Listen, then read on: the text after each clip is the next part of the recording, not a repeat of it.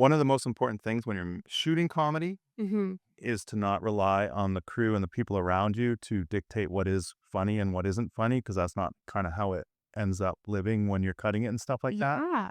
It's very easy to get carried away and sort of take the positive energy of a bunch of people having a good time Mm-hmm. and being like, cool, we nailed it. Mm-hmm. But you kind of have to have that sensibility, which Simon does in his head. He's also a really good editor, which this movie works on the editing. There is a really strong discipline to sort of the joke telling and the editing and the construction of the film, both narratively and comically, Mm-hmm. and with the horror tropes.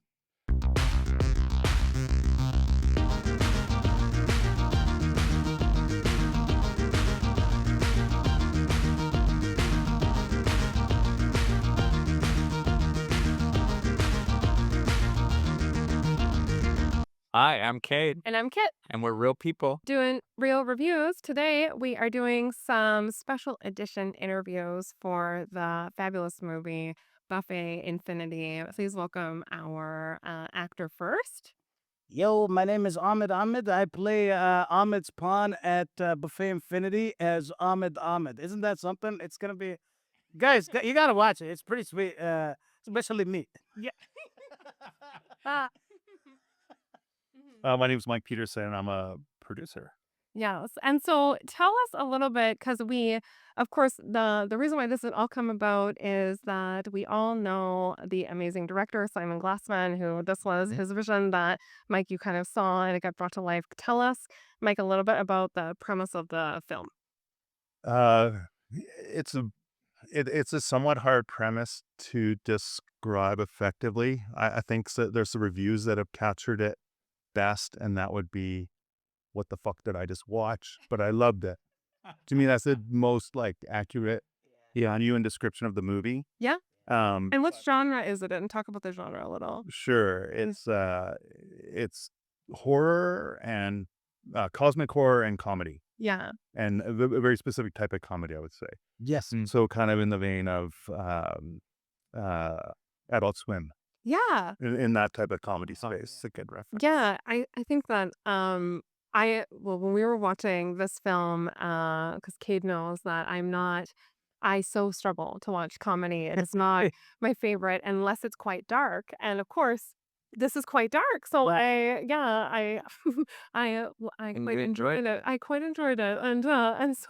And actually, especially your scenes, Ahmed, which was so funny because when I found out that you were going to be the actor that was with us today, I was like, from Ahmed's Pond. So So yeah, excited. um, thank you so much for loving the scene. Let me tell you this: I really enjoyed filming it. Lying, it was really, but it was really fun.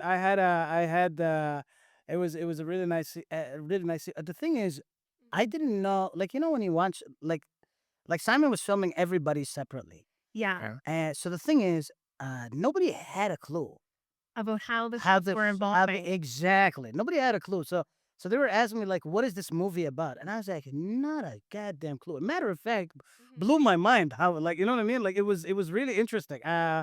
But yeah, so it was fun times like filming it. There were some times that he asked me, he's like, "Please, could you come? I'm gonna bribe you with some pizza if you come and film the scene. I need you for like 8 hours." And I was like, "Double cheese." Yeah. It's like I want it.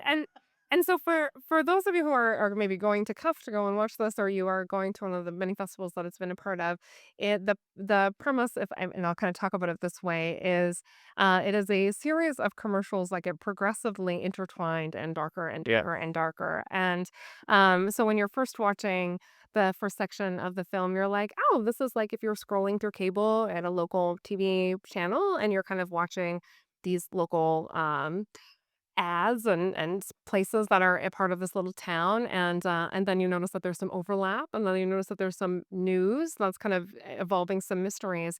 So I can imagine when you're shooting a film scene with your talking about your pawn shop, and then the next scene is about Buffet Infinity, a restaurant, and there's another scene where it's somebody talking about trying not to it's an appetite suppressor right after the Yeah, a like thing, and each of these commercials, and then you notice that there is like this tone that kind of continues on, and then uh potentially it's the end of the world. We're not quite sure. We're not quite sure what happens at the end.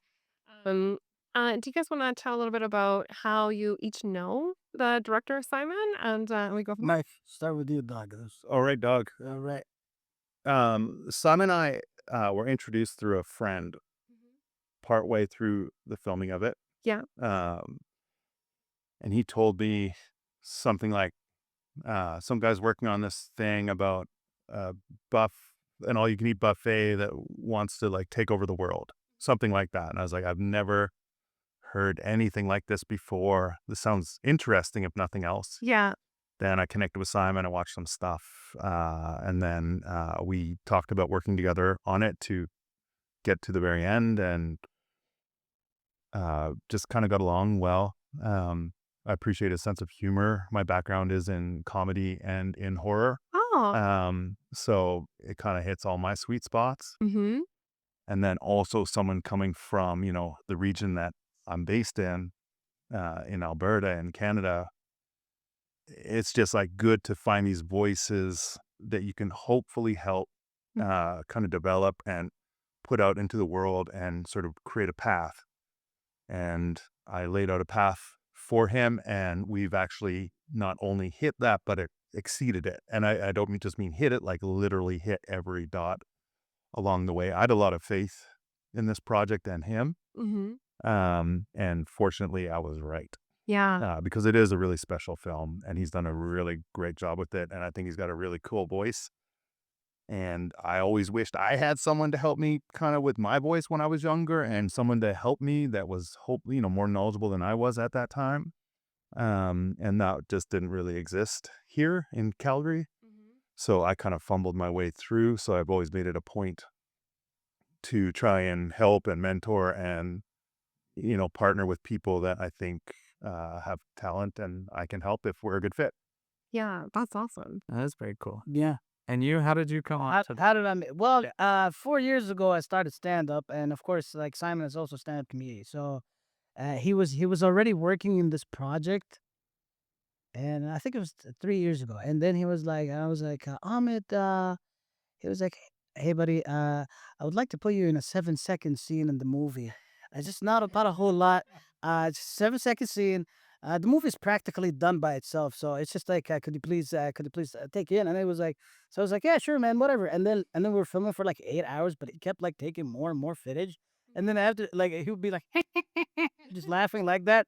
Just, can I have one more footage? And then it was like that until like 3 a.m. And then he kept calling me like every week for like a whole year, Mhm. doing like maybe like 7 hours of filming. So then after a year, I was like, man, that's a long 7 second scene. Like, that is the longest 7 seconds of my life. It was like, oh no, buddy, I scrapped the whole movie. We're just gonna make a whole new movie, and you're like the biggest part of it. Well, From 7 seconds from Stardust. yeah, Your cinematography. yeah. That was exactly how it shocked me when he told me that I was a main character in the movie. I was like, get the F out of here. And he never told me. No, you didn't know until you saw the didn't final know. cut. I didn't even know. For like a year and a half, I was like, man, this is the longest 7 second scene. How are we filming for 8 hours a day? And Still, I don't have it. And this is your acting debut as well. this is my acting debut. Wow. Well, I mean, Star. yeah, because your scenes are. I love when deadpan. So I love that you're just very you're quite serious Yeah. on what you're talking about. While there's like a synthesizer or music in the background, and you have your partner. Had you worked with your scene partner? Yes, before? no. No. So you just I just met him. it's just we got to be funny now, and Just met him. And it was so funny working with him. Yeah. And the thing is, his personality is exactly like his character. So it's like, hi guys, how are you? So it was really, really fun. There's like 1,000, I swear to God, there's like maybe like 50 hours of like very funny bloopers that Simon has of me, of like the scenes of like actually of things that he scrapped. yeah. And like, it's just so awesome just to see how much we put in that film, and how much like was put in, how much was out, and like how went out of production. I was like, listen, we gotta protect that, whatever went out, because some of it is actually like awesome. I was curious how much was ad libbed and how much was scripted. Yeah. And if you guys want to talk to that kind of across the scenes. Like parts of it were scripted, and Simon certainly had a vision in his mind, but I don't know that it was anywhere else. Yeah. The like a lot of what I saw anyways were storyboards because he's also a caricaturist, so he's a good artist. So a lot of what I saw was like just storyboards of scenes, Okay. but it wasn't really. He had something, but I don't know if anyone else ever saw the total big picture. And there's That probably like 2.5 movies worth of footage, you know. yeah. Yeah. So it was. I don't know if you'd ever be able to make this movie again because of how it was made and kind of developed organically, almost like Buffet Infinity itself. Yeah. Like, Yeah, yeah, yeah, it yeah. took over itself and grew and pushed out into different story beats and sort of followed its own path Yeah. in some ways over a long period of time. Honestly, this was supposed to be kind of a short film when he told me about it. That was one of my Yeah, questions. Was this always supposed to be a feature? Because it's quite a long feature. yes, and it was Uh, he wanted it to be like a 4 or 5 minute skit or something like that, but then it just kept growing and growing and growing in his head, and then it was so bizarre how it all like kind of connected together, mhm. and a lot of the comics that were on it before that he had scenes on, they either traveled, left, or didn't want to be a part of the movie. And then he had to scrap them and redo it. He actually had to redo this movie either once or twice. I'm not sure, but it's like had to like belly up again. It's Well, because you're a he's star. really no, but he's really like he's really till today, man. I tell him you need to go get checked for autism because that is the level.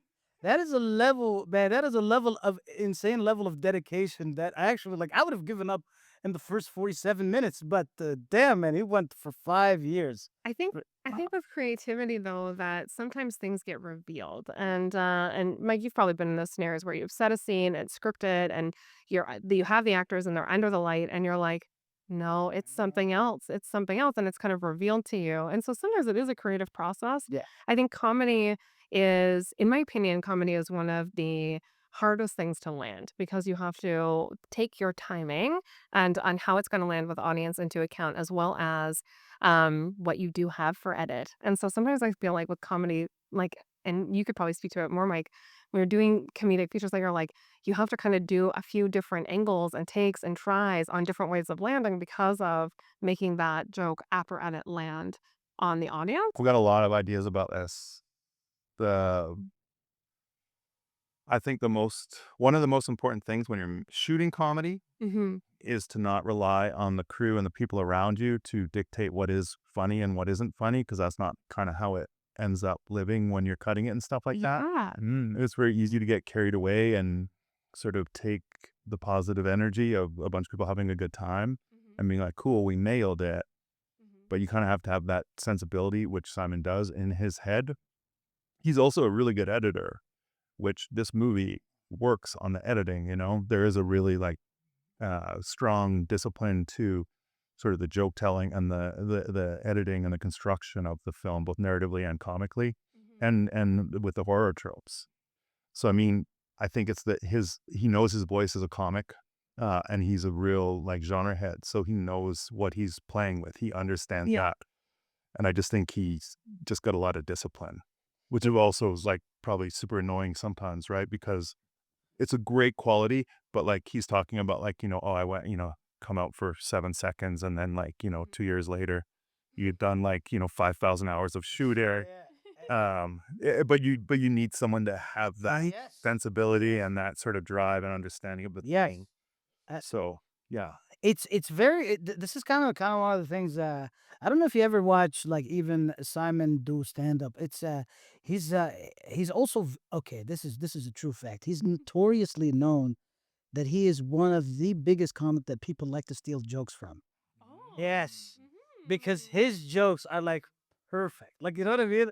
Like it's just this comedic time and it's so awesome. And it's just like his time and this is why like him this is like, even though surprisingly, like, even though my part probably, I would say, had, like, a very big thumbprint of my personality in it, but if it's not for Simon's like kind of like he basically has almost full 100% control of the whole movie. Like it's like watching Simon's brain. Like you're walking inside of it. Yeah, I felt that The, way. Yeah. it's literally Simon's brain on and it's so detailed on his but the only part that really is my part, and I would say the reason behind this is because sometimes he would say something that I could not pronounce or whatever. I'd be like, I'm not gonna say this. I can't say this. It sounds so weird, like me saying it. And then he'd be like, okay, say it the way how you would say it. So I was to say it the way how I would say it, but really his vision. And then it somehow turned out to even play better. And it's so funny how he wants you to be something, but then he will let you put your thumbprint on it. And surprisingly, man, it was a fun movie. Like overall, it was a really fun movie. We had it like, oh my god, when is it gonna be done? Son of a see. I can imagine, especially if this is your very first time, Yeah, it was. acting and being indie and things like that. And do you feel like for you, Mike, I'll get you to ask a question, but for you, like kind of knowing that he was in that editing bay, that you could trust how he was separating everything and Oh, keeping yeah. things. So, because you're like, I trust it because I know you have the picture to Well, connect these commercials 100%. together. No, no, no. Like if I'm working with someone, if I have to, it's not a good relationship if I'm coming in and sort of imposing myself. Right. That's certainly not what it is. Got to be collaborative, and I have to trust what they do the same way they need to trust what I do. And there's crossover and collaboration, but we do have our lanes. Yeah. So I would, yeah, that's not my way of working. Yeah. And I want to support his voice. My thing isn't to go there and be like, well, I think this is slightly funnier, but it's probably just different, Yeah. and it's out of his voice. That would be destructive. Yeah. And I want to hopefully help his voice grow and flourish.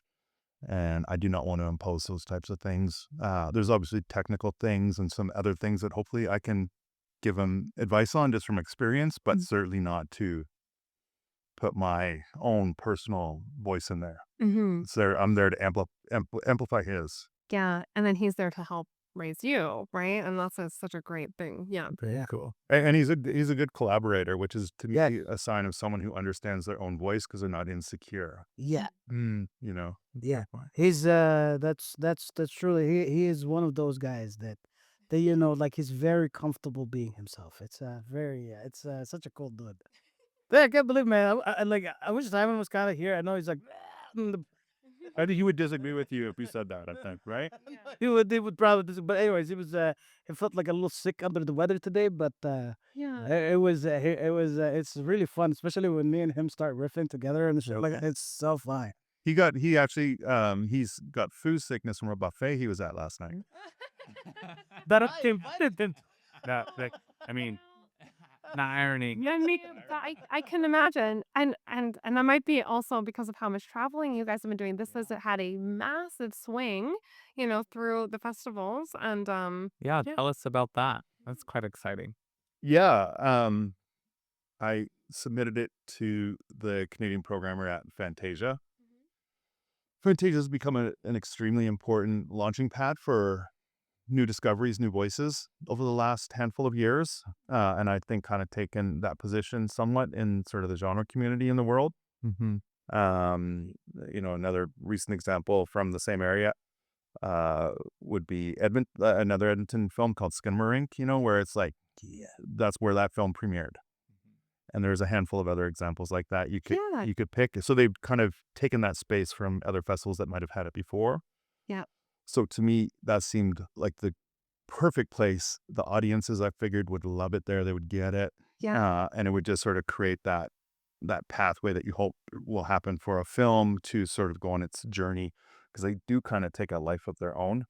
Yeah, you were saying in Boston, it like really landed with like the audience that was in Boston as well. And you guys also did Sisha's, you did Germany, you're in a few, you did South by. Yeah, it was Yeah. I don't know. I don't have it memorized the list, but like from Fantasia, it won a jury prize and an audience award. And it was a really great electric screening. Like it was buzzy after that. Like everyone was talking about it. It Yeah. really did connect, which is really great to see. I mean, can't ask for much more than that. Yeah. And then after that, it played at South by Southwest Sydney, Overlook, Brooklyn Horror Slash, um, more places than that I can't remember off the top of my head. And then it's still on its journey, Yes, right now it's this weekend at Cuff, and which are the awesome. best audiences. Like Yeah, Cuff great. has great audiences, so Wow. I'm expecting this screening to be similar to the Fantasia one. And it's sold out from what I hear Yeah, as well. sold out Of too. course it is. That's great. And then we'll go off and do a few more festivals. So one, I mean, this will I think come out later, so it's probably fine to say, but like BFAN and a handful of those. So it still has probably another 3-4 months or so of festival living, and then it just has come out in the States and is doing a small run at the Alamo Draft House.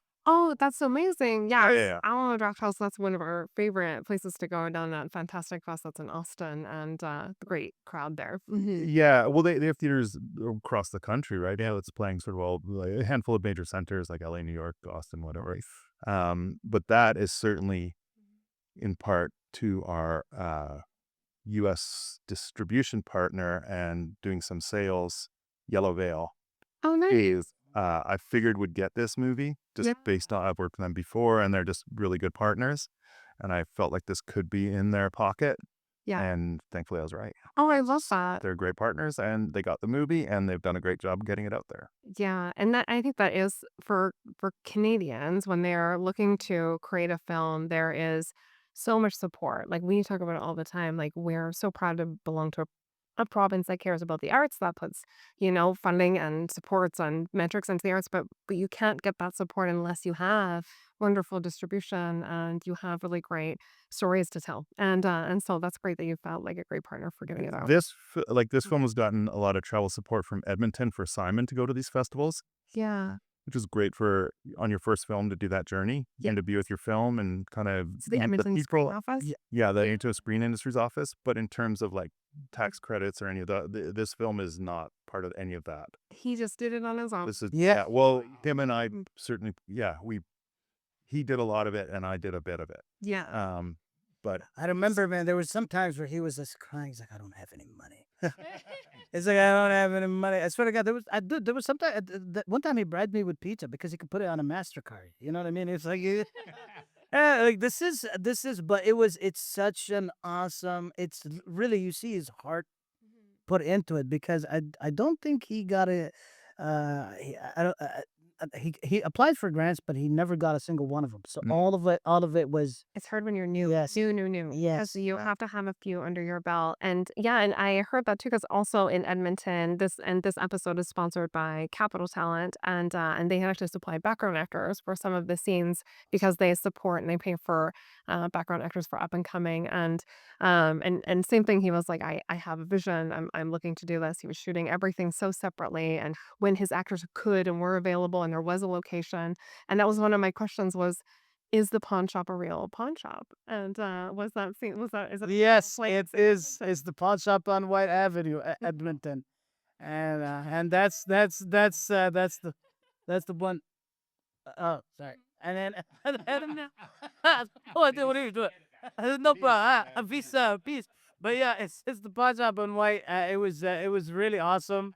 That's the place where I filmed it, and that's and nice of them. yeah, and very nice of them. Man, we had to make them sometimes wait till like 4 or 5 o'clock in the morning, Yeah. and they did all of that, and they were so awesome. Yeah, that was Shout out to the pawn shop on White Ave, Edmonton, Alberta. yes, You can find some movie props there. exactly. They got like really big wrenches.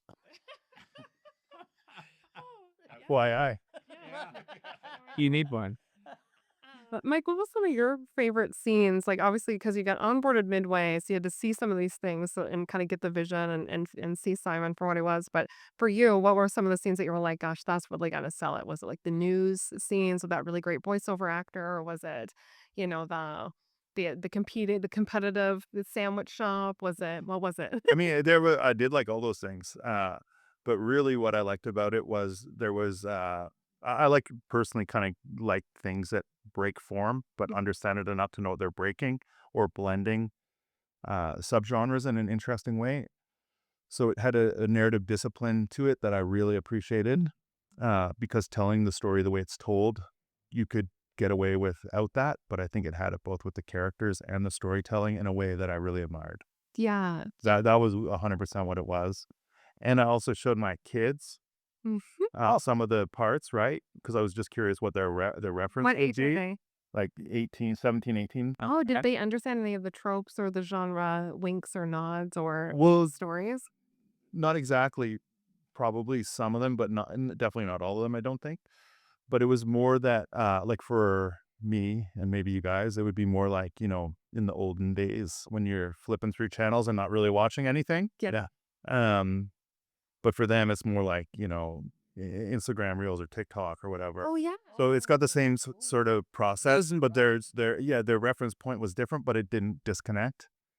It was just contextualized in a different way. But So I was just curious how they would respond to it That's so cool. because I knew I got it, and I was just curious what a younger I would see.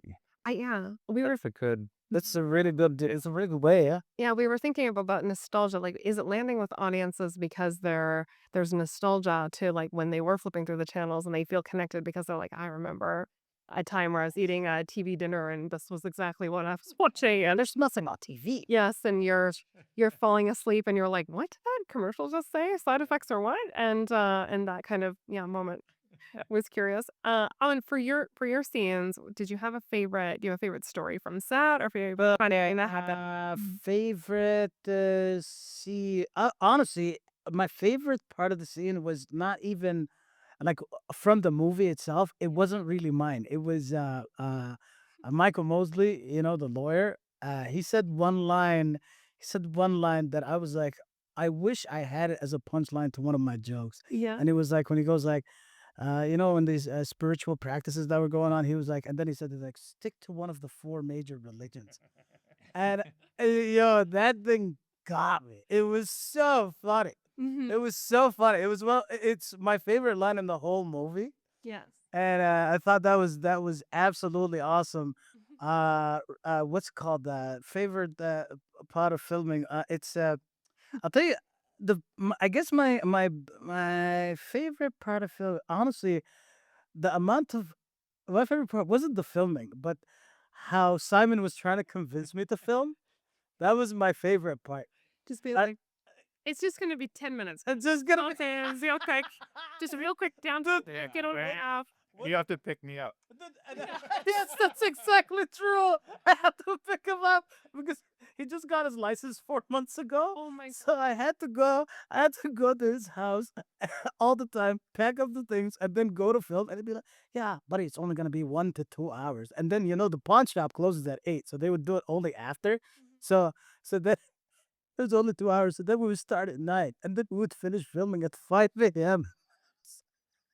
So good. I wonder if it's It's like, I was like, that is that, and it was so brutal. I was like, yo, Yeah. can we go home, please? You can't. You're my rabbit. Yeah. And it's just like exactly. And then, so basically, it was so funny. It was like the setups that we had in filming. I thought that was like so awesome. And then sometimes even the bribes with the pizza. And then one time when I ordered that double cheese, it was way too much cheese. It's disgusting. Anyways, and then and then we started laughing about it, and then we were filming for like almost 5. Usually it was like 7 to 8 hours of filming, but he would always tell you it's about 2 to 3. Yeah. You know what I mean? Yeah. So Wishful thinking. And you fell for it every time. every time.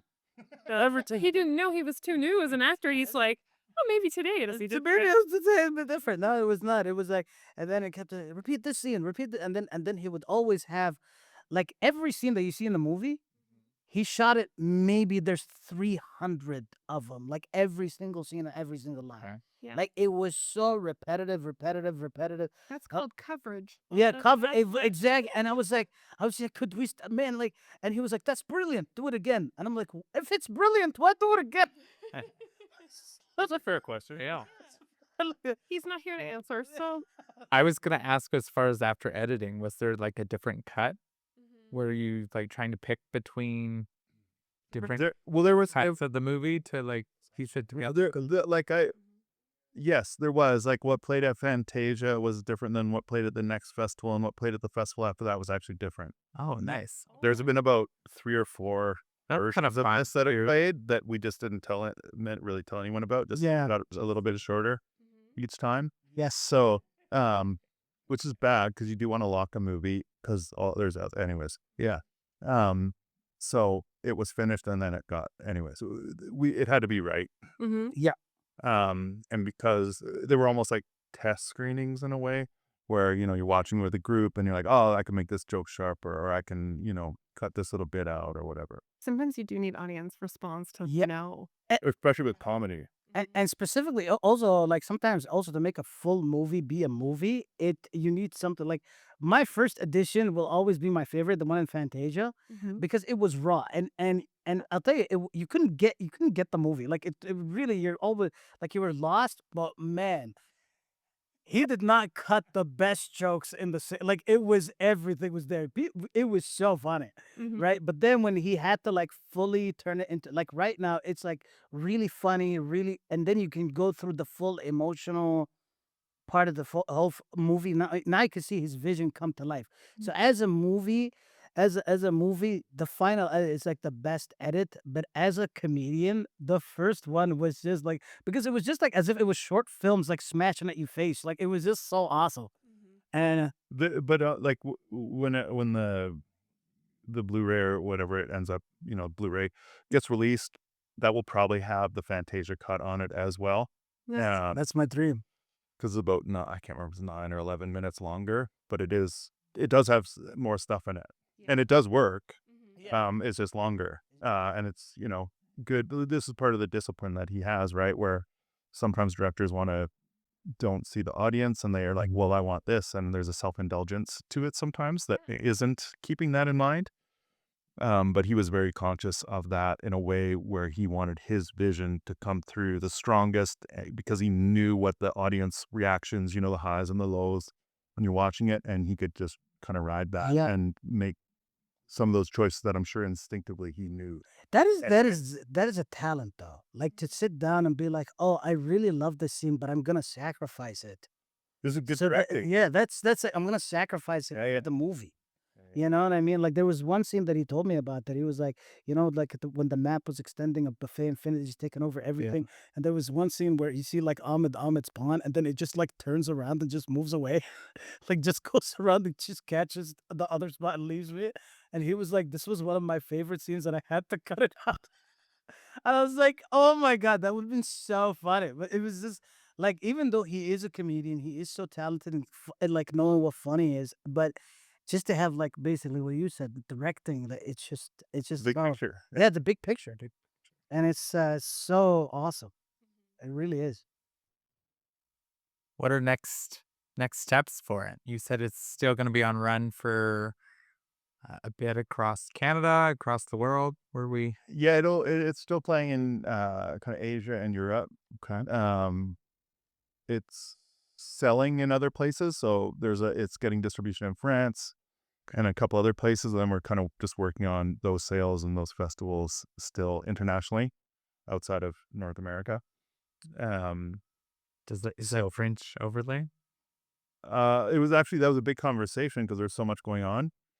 So the guy was like, "I love this movie, but will it work with subtitling?" And I was like, "I don't know. You tell me, man." Like, anyways, he was like, "I think it does, and I love the movie, so I've figured out." So I was curious about that with Stitches because you said you played it in Spain as well, yeah, festival, and I was like, there's a big Spanish audience, Spanish speaking, so I was curious if it landed. But then I was like, if anybody had cable ever, then they would I understand. think so. I don't think it's a North American phenomenon. I think it's like relatively international. That idea of commercials or reels or and people even are passing around low budget old commercials or new commercials, right? Another I saw one recently where this lady in China is trying to sell tires or something like that. Like it's still a thing, I don't think it's such an obscure reference. Yeah, Um, very. And it's kind of on the nose commercials. Like these are all like when you're talking about what is his name, Mosley? Yeah, Mulder Rosen. Mostly Rosen. Mostly Rosen. And I'm like, oh my gosh, like I can think of being 8 years old and having that play in the background of like a babysitter when I was like coming out and then being like, and it's just a random like like it's so relevant, the references and even yeah, the voiceover acting and news is just perfect. Cadence, it's the and then how sometimes you will see a local shop try to do a better commercial and a better commercial and now this one goes darker and darker, but and trying to one up themselves. But you would see it like month by month, and you're like, "What? I just saw like it was such a different time." And it's great that you're referencing reels because I'm like, if somebody were to do a take two of this film, like if he had that and he did it in a reels format, that again you could same thing, right? You can go darker and darker, and it is things that we see so often. We're so used to being connected to our media source, and so that's great that like it's landing in these other places globally. It's so cool for him. Well, I mean, I don't speak Spanish, so I don't know what the subtitles said. To be clear, you know what I mean? So, but people seem to enjoy it. That is what I can say. So I'll just take it for what it is. I'm not gonna learn Spanish yet Fair. to watch it, but if I do, I will watch it. Let you know what I think. All right. Um, well, I can tell you this though: the next project he's working on is not done in the same format. No, okay. No, Yeah, but it's still his voice and Yeah. his dark comedic deadpan type humor and very on the nose genre. I just and mixing genres in a very interesting way, and understanding the tropes and subverting them very interestingly. I noticed that there was some VFX that I had seen before in one of your movies. Did you have an influence on some of the VFX choices that Simon was making in edit? No, not really. I mean, that was just kind of what that was. Yeah. Um, no, it's just a coincidence. Oh, wow. Yeah. Because sometimes directors and producers have overlap because they do have a similar Right. like point of view. So I was curious if that was a collaborative or not. All right. No. Just coincidence. Just coincidence. So good. What are your thoughts on, when you're filming, I guess like filming with actors that are first time actors or you're like as a producer, did you get a chance to be on sets with Simon as he was going, as you kind of met him halfway to kind of help him evolve? Were you noticing with the way that he directed and kind of with casting, do you have any thoughts or notes on like the way he was making his choices of casting? And I mean, the casting was done with a lot of, non-professional actors. Mhm. So people that are either in the community and that's not necessarily their main thing in life, or they don't normally do that. Um, and then, and then the other part would be like from the stand-up community. So people that he works with from that world. Mhm. Um, there's like one or two people that are like, very seasoned pros from the improv world, the comedy world, and the acting world. Mhm. For example, like Donovan Work, and um, he's, a very well established comic actor Mhm. and comedian and improviser in Edmonton. So I don't know. Simon has a vision and he knows what it is, and that's probably the most important thing. If you're on a boat, you want to know that the captain knows where they're going and how to Mhm. get there. Yeah, Yeah. and that's what he did know. Yeah. So I would say he's a good director because of that. He Yeah. he he knows what he wants. And surprisingly, Matt, even the fact that he rounded up all his friends and family to get into this movie was something really like I don't know if you noticed, but there was a baby in the scene. Yeah. Yeah, well, that baby is his baby. That That's a cute baby. such a cute baby, but that Mm. baby is his baby, and he never gave him credits. Tragic, but No it's credits. not the credits. He did for the The- baby. and the thing is, he starred in two scenes, like because Allison, right? Like the sandwich lady, that's his girlfriend, and that's Nice. so he was so yes, so the baby was there. She was still pregnant doing that scene, and then he came out, and then he was like, "Para!" You know what I mean? So he was a co-star in the like, you know what I mean? But no credits. It was tragic. Oh, I see. I was curious because in the final scene, all the characters are together. And so I was thinking about as you guys were speaking, I'm like, so none of you guys know about each other's scenes at all. None of Then us you're know. all showing up like in your costumes and you're like, what? What the fuck was it? And again, I was talking to Donovan like 3 years ago. I was directing him in something, Yeah. and maybe 4 years ago, anyway, a long time ago, and I didn't know what it was at the time. And he's like, "Oh, I just shot some short thing with this guy." And I was like, "What is it?" And he told tell me what he was doing in it. He's like, "I think I'm eating human flesh or whatever. He's just like, I'm like, what is at the time? Yeah. The dots weren't connected. I'm like, what is this? And he's like, I have no idea, but it sounds cool and it'll be interesting, and I'm in. Is Donovan the actor of that is with the it's like the medical section? Yeah. So yeah, I got to meet him and he is incredibly professional and He was the only real actor in that scene. The only Yeah, Babcock. Babylon, what was it? Babcock Insurance.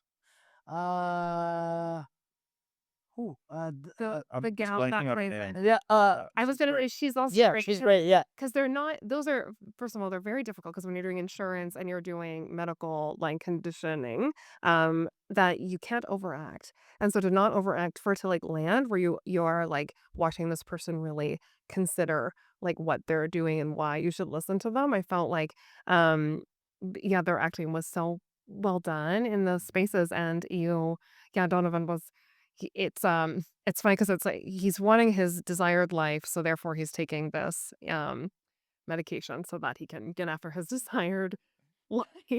And I don't mean to it's hard to not laugh even just thinking about it. That's how good it is. And he's just facing that inner turmoil. And in the commercial it's all black and white. And he's hilarious. And then with the insurance, it's kind of it starts out being one thing, and then as the world is kind of turning because of Buffet Infinity, then she's evolving and kind of moving that strategic Yeah. and it's and you but you feel like it's quite serious and so it's different tones in each of these commercials that are very on the nose to what you would see, but I thought God the acting and on those was so great. And then what was with yours, which I thought was so great, was if this was a local pawn shop commercial, these would be attentions that you would see. Yes. And same thing with The cars. the car sales guy. Yeah. Do you want to talk about that? Glenn Bouse's part. So funny. The car sales guy. Yeah. Oh, I loved his scene. Loved it. Loved it. Loved it. Loved it. It was like, here at something auto. Yeah. Here at Westwood Auto, we give you all the and then the scene where like Captain at the Captain high prices would be like, Yeah. I love fibbing, dude. That part got me, man. It was so awesome. I love lying and fibbing. It was so funny. It was. It's such a. Honestly, all the commercials are like. That's what I mean. Like imagine I had to introduce the movie in Fantasia Film Festival. Never did he show me the movie. Never did he ever. It'll be like Yeah. it's a movie about a pawn shop. No. He did. He told me, okay, could you please? I want you to introduce it. Oh. And I swear to God, he's laughing because he was there and watched it. It was like, yo, thank you so much. And then they didn't even know who I was or what part of the movie. They never seen it. You. Neither I. So they didn't even know who I was. And I was like, Yeah. and I just looked at him. I was like, oh my God, thank you guys so much for coming to this amazing show. And then the thing is, I kept calling it Infinity Buffet. So I was like, Zet dat in Ahmed dat ik dat doe. sorry. Anyway, so then I was like, I was like, thank you so much. This is a really amazing movie. It has been done by one of my best friends, and he's absolutely one of the best directors. Phenomenal movie. By the way, didn't watch it. Yeah, and then it was just like, and then it was like, but neither have you. So we're gonna put together watch. So what the hell? Were you nervous watching it after that point? No, honestly, it was Your so whole family was What there, whole too? family was there. Oh. Yes. And my family hates sci-fi. They loved the movie. They loved Simon. They were like, because just the fact that it was conceptually just commercials, Yeah. like commercials, it was so awesome. Like they were like, this is really Yeah. great. Yeah.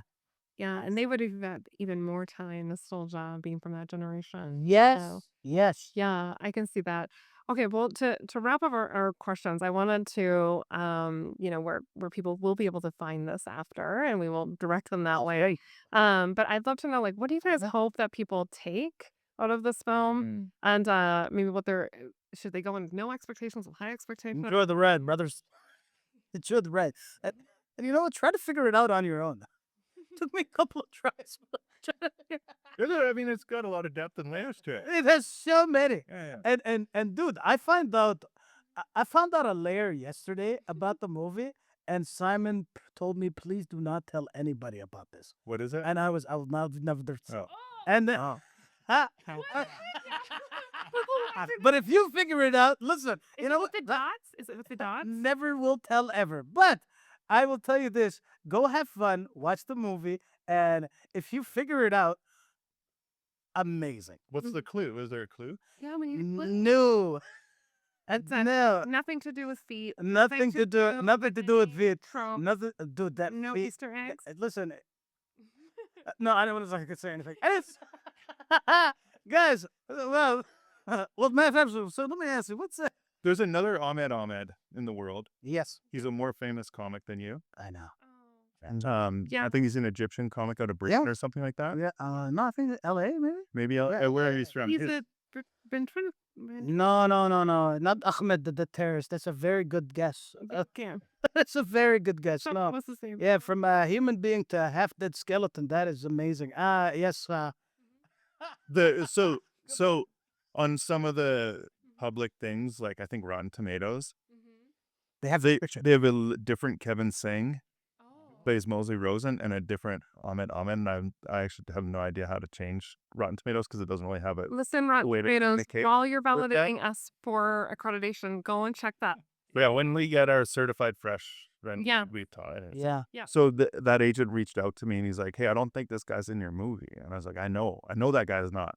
Yeah. And they're like, "Can you remove this?" I'm like, "No," Nope. because I don't know how to. It's through their platform. We're not trying to pretend he's in the movie. No. That's just what has been put up there without, talking to anyone because he's more famous than you. Yeah. Well, not really. I think one of the things is that Actually, fairness. no, he is more famous, but I think like in the film industry, people patent their names, and because he has Ahmed Ahmed as well. So right now, I don't know, man. I'm thinking of maybe changing my name to Ahmed Abu Ahmed. You know what I mean?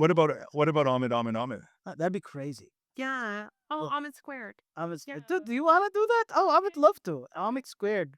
What do you guys think? Spin-off series. Spin-off series. Spin-off Punch series. Up. That'd be so funny. Ahmed squared punch up. Okay. You know what else is worth mentioning in the Everything that I sell double. the music in the film? Yeah, can we talk It's about great. that? It is so funny. Those are and so- catchy songs. Yeah. Yeah, and who did them? Was it a local? A friend of Simon's did friend- those. So Fortified Mind is a catchy tune. It's Yeah. a cool song. Yeah. The raps are okay. I'd love to. Do you freestyle at all? Most of them were freestyle.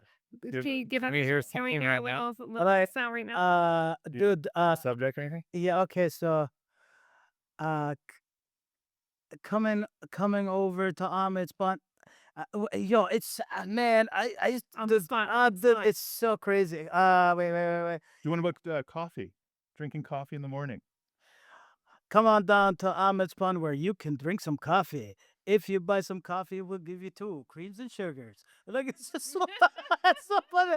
It's so nuts. Yeah, I know. It's so funny. But yeah, it was. Like the good news is Simon brought me the beat, and I was like, "This is so sick."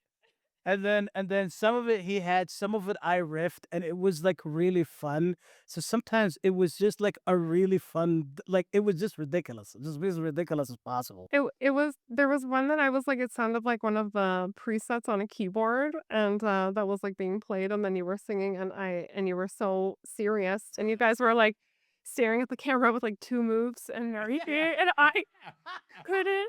I cried thinking about it. I could not handle it. I was like, It's so funny. It's so fun. Look, yo, that whole pasha. I didn't know how good it was gonna be until like I watched it. I was like, yo, this shit is pretty good.